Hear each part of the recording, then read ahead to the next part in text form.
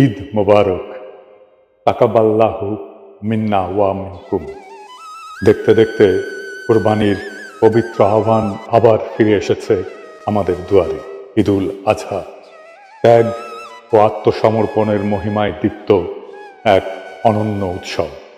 এই পবিত্র দিনে আমরা যেমন পরিবারের পাশে আনন্দ ভাগ করে নেই, তেমনি ভুলতে পারি না গত বছরের সেই ঈদকে, যখন আমাদের অনেক সহযোদ্ধা ছিলেন কারারুদ্ধ, কেউ কেউ ছিলেন বন্দিত্বের অন্ধকারে। আজও স্মরণ করি গাজার ধ্বংসস্তূপে কাঁপতে থাকা শিশুগুলোর কান্না, রাফার রক্তাক্ত আকাশ, নিজেদের ভূমিতে পরবাসী আমাদের ভাই বোনদের যারা ফ্যাসিস্ট শাসনে হারিয়েছিলেন সন্তান, পিতা, মা কিংবা স্বপ্ন। খোদা তাআলা যেন তাদের লড়াইকে, শহীদদেরকে কবুল করেন এবং আগামীর জালিমদের বিরুদ্ধে তাদের প্রতিরোধে বরকত দান করেন। ২৪ জুলাইয়ের বিপ্লব ছিল এক বজ্রধ্বনি, অন্যায়ের বিরুদ্ধে সাহসী মানুষের গর্জন।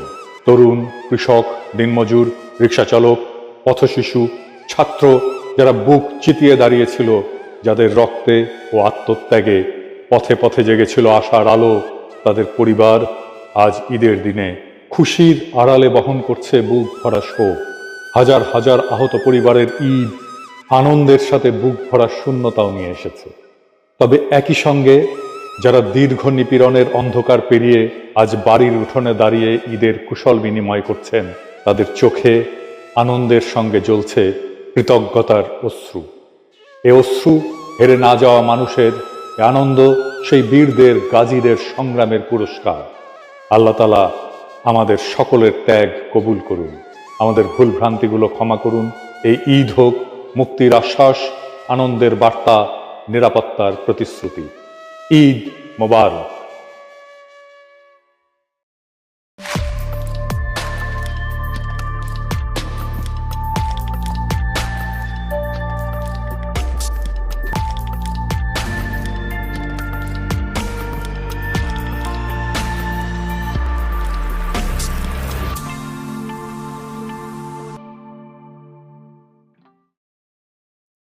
২০২৬ সালের প্রথম ভাগে জাতীয় সংসদ নির্বাচন হবে মাশাআল্লাহ, আলহামদুলিল্লাহ। বিএনপি যথারীতি বলছে জাতি নাকি হতাশ হয়েছে, বিএনপি রাজনীতি বাদ দিয়া মারফতি লাইনে ধরিছে, পুরা জাতির অন্তরে ঢুইকা তার মনোভাব যাই না ফেলিছে। মির্জা ভাই, আপনি কোন বিএনপি হতাশ হয়েছে, বা আপনার দলের মার্কা নিয়ে যারা ইলেকশন করবে সে সমস্ত সিট পার্টি তারা হতাশ হয়েছে, মাইনে নেব। আপনি তো অন্তর্জামী না, জাতির অন্তরের কথা কেমনে জানবেন? যাই হোক, আপনারা বুঝাইতে পারেন নাই জাতিকে যে কেন ডিসেম্বরে নির্বাচন দেওয়া দরকার, তাই আপনার চাওয়াটা জাতির চাওয়া হইয়া ওঠেনি। বেদ্যবি নিয়েন না, মুরব্বী মানুষ। হাসিনাকে কেন সরানো দরকার এটার ন্যারেটিভও আপনারা তৈরি করতে পারেন নাই, করেনও নাই। মেলা মানুষ মিলে তৈরি করছে, আপনারা সামে বৈশা থাকিছেন। তাই ন্যারেটিভ নির্মাণের যে তাগদ, যে হিম্মত, যে স্ট্র্যাটেজিক চিন্তা লাগে, সেটা আপনারা বুইলা বসে আছেন, বা আপনাদের কখনোই ছিল না। যতগুলো পলিটিক্যাল পদক্ষেপ নিছেন হাসিনা পড়ার পরে সব ফেল করছে, আটারলি ফেল করছে। এইটা আপনাদের কর্মীদের মনোবল কেমন ভাঙিয়ে দিছে সেটা বুঝবেন যত দিন যাবে ততদিন। আপনি যেটা করতে চান সেটার পক্ষে এমন কনভিন্সিং যুক্তি হাজির করতে হয় যা উপেক্ষা করার ক্ষমতা কারো থাকে না। এটাই বয়ান বা ন্যারেটিভ তৈরির শক্তি। আপনারা যা দাবি করলেন এটা যে পাইলেন না, আপনাদের কর্মীদের কনফিডেন্স থাকবে ৫ই আগস্টের পরে যা যা অর্জন তার সাথে আপনারা আপনাদের দলকে কানেক্ট করাইতে পারেন নাই। ৩২ নম্বর জয় বাংলা কইরা দেওয়া, আওয়ামী লীগ নিষিদ্ধ করা, এই দুইটা মাইলস্টোন ইভেন্টে আপনাদের কোনো সংশ্লিষ্টতা নেই। আপনারা বিরোধিতা করছেন আওয়ামী লীগ নিষিদ্ধের, ট্রল করছেন সেই সময়। আপনারা প্রফেসর ইউনূসের কাছে রোড ম্যাপ চান নির্বাচনে, আপনাদের দলের রোড ম্যাপ আছে? নাই। এই ১০ মাসে কি করেছেন? ভার্চুয়ালি কিছুই না। না না না, দুইটা বড় কাজ করেছেন। ইন্ডিয়ার সাথে আর ওয়াকারের সাথে সিস্টেম করেছেন, দখল চান্দাবাদী করেছেন, গরুর হাট, সবজির বাজার থেকে শুরু করে টেলিভিশন কোম্পানি, পদ পদবি ইত্যাদি আর কত কিছু। আর মানুষের ঘৃণা কামাইছেন, কামাই ভালোই করেছেন। যারা একসময় বন্ধু ছিল তাদের শত্রু বানাইছেন। না না, আমরা বানাই নাই আপনাদের শত্রু, আপনারাই আমাদের বানাইছেন। আপনাদের দলের প্রতিষ্ঠাতা বলতেন বিদেশে আমাদের বন্ধু আছে, প্রভু নাই। বিদেশে আমাদের বন্ধু আছে, বিদেশে আমাদের প্রভু নেই। দেশে আপনারা বন্ধুহীন, বিদেশে কয়টা প্রভু আছে আল্লাহ মালুম। বিএনপির জন্য ডিসেম্বরের নির্বাচন চাওয়াটা একটা bad idea, very very extremely bad idea. কেন জানেন? জানেন না, এটাও জানেন না। আসেন এটা আলাপ করি। ডিসেম্বরে যতগুলো নির্বাচনে বিএনপি অংশ নিচ্ছে, গোহারা আসছে, গোহারা একটা না দুইটা নির্বাচনে অংশ নিচ্ছে। 2008 সালের 29শে ডিসেম্বর এই যে ফখরুদ্দিন মঈনুদ্দিনের নির্বাচনে বিএনপি গোহারা হারছে। আবার 30শে ডিসেম্বর 2018 শেখ হাসিনার অধীনে নির্বাচন, গোহারা হারছে। প্রথমটা তত্ত্বাবধায়ক সরকার ছিল, পরেরটা হাসিনার অধীনে নির্বাচন ছিল। আওয়ামী লীগ ইচ্ছা করে ডিসেম্বরে নির্বাচন ফেলতো। ওইটা তো তার খেলার মাঠ, কুসুম কুসুম মুক্তিযুদ্ধের চেতনার চূড়ান্ত অর্গাজম হয় যেই সময়, সেই সময় নির্বাচন ফেলে কর্মীদেরকে উদ্দীপ্ত করে কাজে নামাইতো। সে সিস্টেম করে ডিসেম্বরে সবসময় নির্বাচন যেন হয়, ওই কাম করেছে। এটা আপনারা বুঝতে পারেন নাই। এই সালসা খাওয়াইছে বিএনপিরে ইন্ডিয়া আর ওয়াকার, তাই বিএনপি খাইছে ডিসেম্বরের নির্বাচন। নিজে কখনো চিন্তা করেনি আরে ডিসেম্বর কেন, কেন নভেম্বর বা জানুয়ারি না? নির্বাচনে তো প্রতিপক্ষ চুপচাপ বসে থাকে না, তাই না? সে কিছু করে, সে বারে বারে বলতে থাকবে ডিসেম্বরের নির্বাচনে যাবেন, বারে বারে বলতে থাকবে আরে দূর, বিএনপি ডিসেম্বরের নির্বাচনে জিতে না। হ্যাঁ, দেখান কবে নির্বাচনে জিতেছে, দেখেন এই দুইটা নির্বাচনে হারিয়েছে গোয়ারা, এবার হারবি। আপনার ভারতে যে এটা তো কুসংস্কার, আপনারা তো আবার বিজ্ঞান বিজ্ঞান করেন। জি না, এটা সংস্কার, এটা কাজ করে। ও আচ্ছা আচ্ছা, সংস্কার শুনলে তো আবার বিএনপির গাত্রদাহ শুরু হইতে পারে। যাই হোক, আমি যদি বিএনপির কেউ হইতাম, আমি অবশ্য এখন কেউ না, হ্যাঁ বিএনপির যখন তাদের কেউ ছিল না তখন ছিলাম আমি, এখন তাদের সব হয়েছে, পর হয়েছি আমি, বুঝছাও? তো যাই হোক, অসুবিধা নাই। আমি বিএনপি হইলে কখন নির্বাচন চাইতাম, কখন চাওয়া উচিত ছিল বলেন তো? বুদ্ধি করে বলেন, মনে আসতেছে না? আচ্ছা শিখাই দিই। আমি নির্বাচন চাইতাম ফেব্রুয়ারিতে। কেন ফেব্রুয়ারিতে? কারণ দ্বিতীয় সংসদ নির্বাচন, যেই নির্বাচনে প্রথম বিএনপি সংসদে জিতে সরকারি দল হয়, সেই নির্বাচন ছিল 18 ফেব্রুয়ারি 1979 সাল। ওই সংসদ ছিল এক ঐতিহাসিক সংসদ। এত ব্রাইট আর তুখর সংসদ বাংলাদেশে আর পায় নাই। ওইটাই বিএনপির প্রথম রাষ্ট্র পরিচালনা, রাষ্ট্র গঠন, খেলতে নেমেই চ্যাম্পিয়ন হয় বিএনপি। আর তখন জিয়াউর রহমান নেতা, প্রেসিডেন্ট, যাকে বলে সোনায় সোহাগা। বিএনপির যাত্রা শুরু, রাষ্ট্র ক্ষমতা জিয়াউর রহমানের অধীনে, নতুন রাষ্ট্র গঠন, বাকশালের ধ্বংসস্তূপের উপরে নতুন গণতান্ত্রিক বাংলাদেশ তৈরি করা। আর পঞ্চম জাতীয় সংসদ নির্বাচন, খালেদা জিয়া প্রথম জিতে সরকার গঠন করে, সেটা ছিল 27 ফেব্রুয়ারি 1991। ওই নির্বাচনে খালেদা জিয়া রাজনীতিবিদ থেকে রাষ্ট্রনায়ক হয়ে ওঠেন। বিএনপির দুইটা ল্যান্ডমার্ক নির্বাচন, দুইটাই ফেব্রুয়ারিতে। রাজনীতিতে তো আপনাদেরকে হিস্টোরিক্যাল ন্যারেটিভের শুরুতে পৌঁছায় দিতে হয় কর্মীদেরকে, আপনাকে কানেক্ট করে দিতে হয়।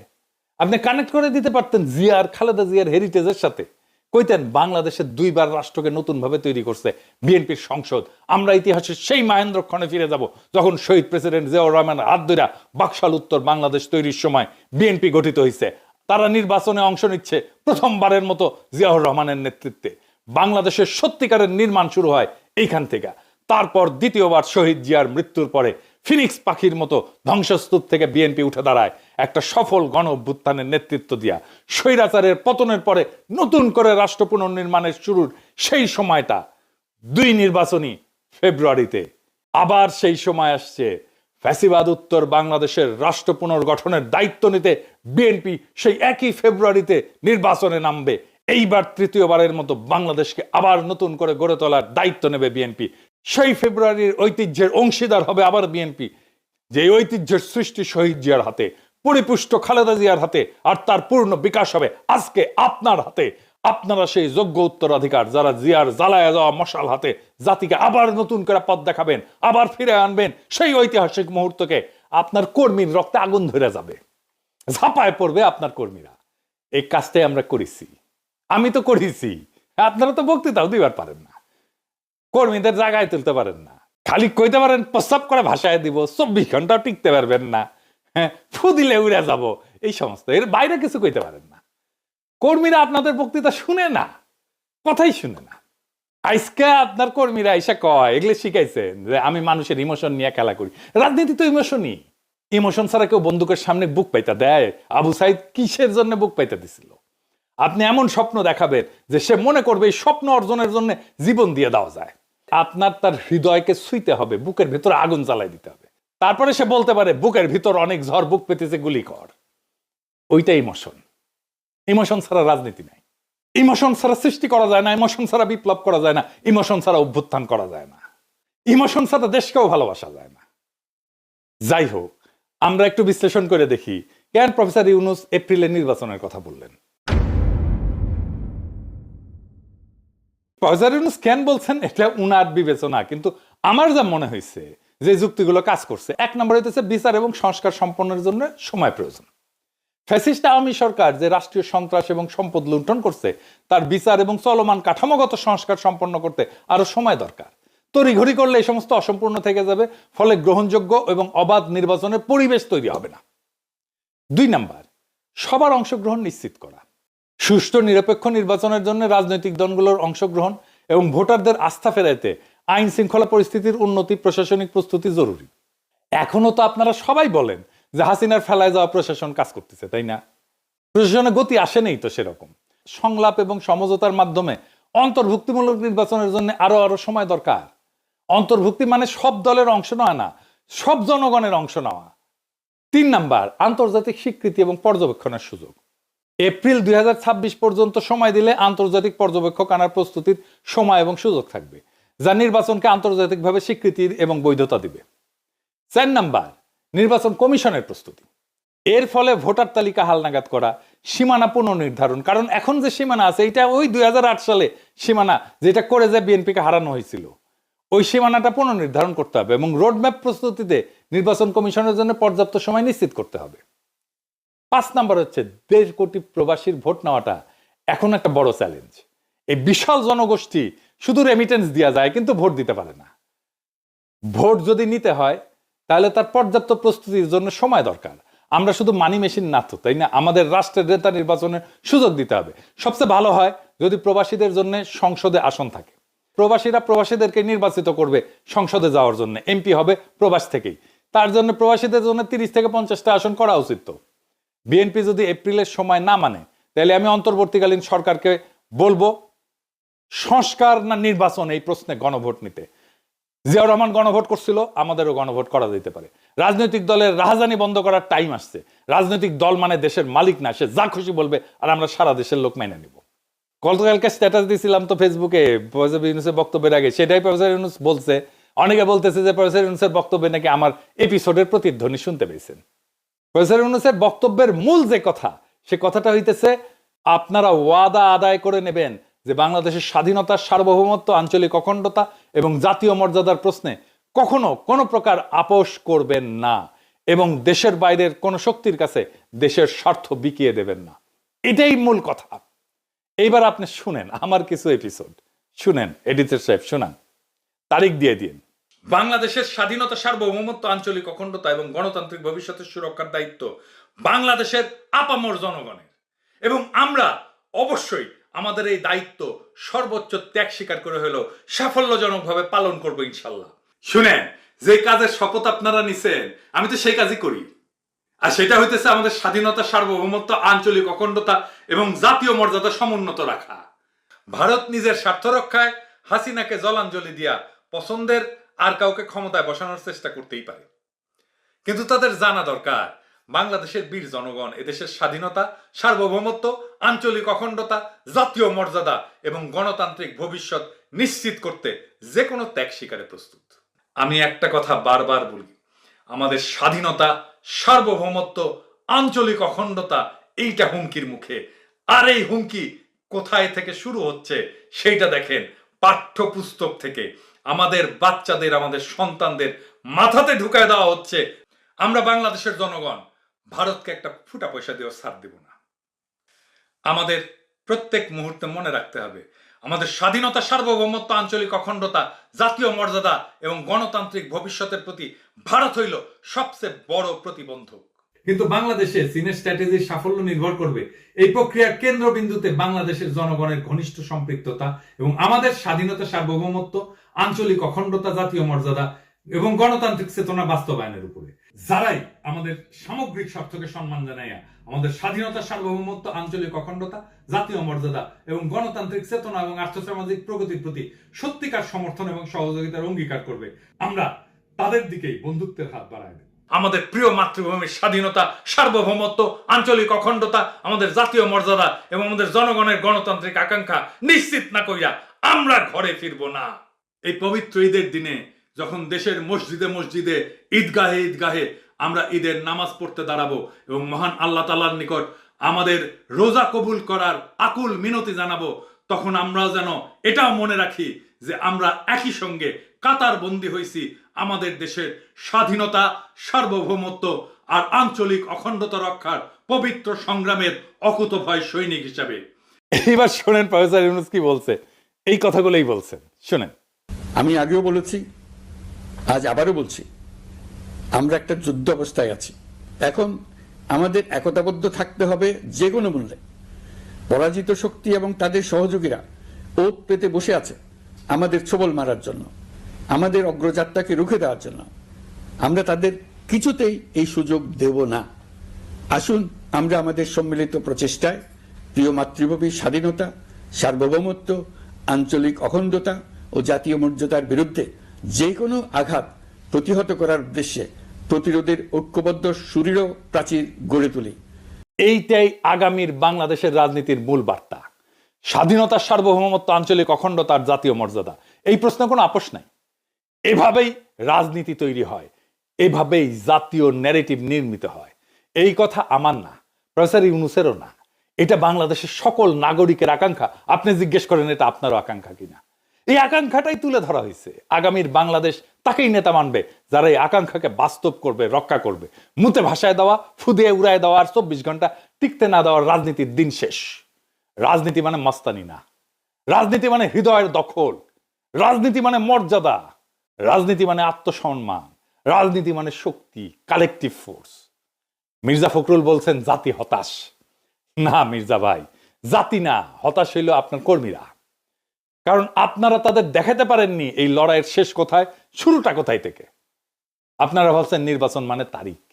প্রফেসর ইউনূস বলছেন নির্বাচন মানে রাষ্ট্র পুনর্গঠনের পথ। আপনারা চাইছেন ডিসেম্বরে ভোট। কারণ আপনারা বুঝতেই পারেননি ডিসেম্বর আওয়ামী লীগের ক্যালেন্ডার আর ফেব্রুয়ারি বিএনপির কাব্য। তাদের ইতিহাস মুক্তিযুদ্ধের চেতনা, আপনার ইতিহাস রাষ্ট্র নির্মাণ। আপনারা নিজেদের ইতিহাস ভুলে ভারতের প্ররোচনায় নিজের কোলে তুলে নিলেন আওয়ামী ন্যারেটিভ। আফসোস, আওয়ামী লীগের লড়াই হইতেছে মুক্তিযুদ্ধের চেতনায় ভর কইরা ফ্যাসিবাদ কায়েম। আপনাদের হওয়া উচিত ছিল মুক্ত, আত্মমর্যাদাশীল, স্বাধীন, সার্বভৌম বাংলাদেশ পুনর্গঠনের চেতনা। কিন্তু আপনারা কি করলেন?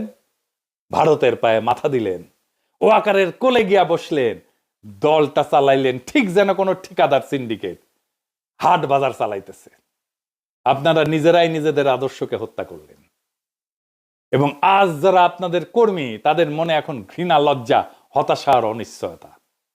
আর প্রফেসর ইউনূস, তিনি আপনাদের জায়গা নিচ্ছেন না। আপনারা কি যাচ্ছা তাই বলছেন। তিনি খালি বলছেন এই জাতি বিক্রি হতে পারে না। তিনি আমাদের মর্যাদা দিচ্ছেন। তার কণ্ঠে প্রতিধ্বনিত হচ্ছে কোটি মানুষের আকাঙ্ক্ষা।